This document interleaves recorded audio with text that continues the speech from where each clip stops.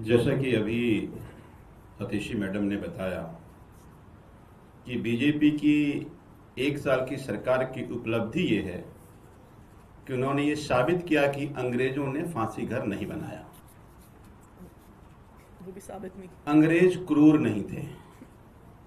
ये 1 साल में साबित किया। जब ये चर्चा सदन में हो रहा था तब भी मैंने आगाह किया था कि आपका इतिहास ये दर्शाता है कि आप अंग्रेजों के साथ खड़े थे। तभी आप महात्मा गांधी से बदला लेने के लिए आप अंग्रेजों के साथ खड़े हो गए और आज अरविंद केजरीवाल से बदला लेने के लिए आप अंग्रेजों के इतिहास को, अंग्रेज के साक्ष्य को आप छुपा रहे हैं और दबा रहे हैं। और आपको सुन के आश्चर्य होगा, ये चर्चा उस दिन हुई जिस दिन विधानसभा के सदन में ब्रिटिश पार्लियामेंट के सदस्य बैठे हुए थे।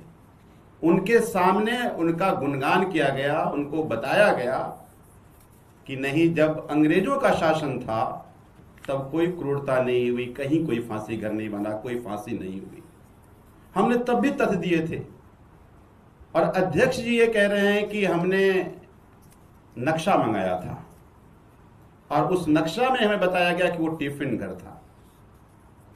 अब जब मकान बनता है तो पहले नक्शा बनता है। 1911 में नक्शा बना, 12 में काम शुरू हुआ, 17 में काम खत्म हुआ, 17 से 27 तक 29 तक की जगह साक्ष्य के विधायी कार्य वहां होते रहे।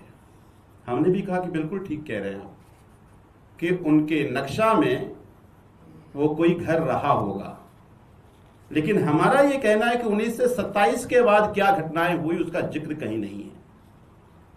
और अंग्रेजों के क्रूरता के कई सारे इतिहास इस देश के कई सारे दीवालों में चुनवा दिए गए हैं। मैं आपको उदाहरण देता हूं। भगत सिंह, शहीद आजम भगत सिंह जी बम फेंकने के बाद आज दिल्ली यूनिवर्सिटी का जो वीसी ऑफिस है वो एक टेम्पररी जेल था, उसमें उनको रोका गया। आप ब्रिटिश इतिहास के साक्ष्य में कहीं नहीं मिलेगा आपको। यहां तक कि कई इतिहासकारों से मेरी बात हुई, उन्होंने ब्रिटिश आज भी दिल्ली यूनिवर्सिटी से कॉरेस्पॉन्डेंस कर रहे हैं कि उसकी डिटेल हमें दीजिए, पर नहीं मिल रहा। आप अभी जो मौलाना आजाद मेडिकल कॉलेज है, मौलाना आजाद मेडिकल कॉलेज के पास एक जेल बनाया गया था, उस जेल का जिक्र कहीं नहीं है। लोगों की कथाएं, और एक बहुत बड़े इतिहासकार हैं सोहेल हाशमी, उन्होंने बताया कि मेरे पिताजी भारत छोड़ो आंदोलन के समय 2 साल जेल में बंद रहे। यहां तक कि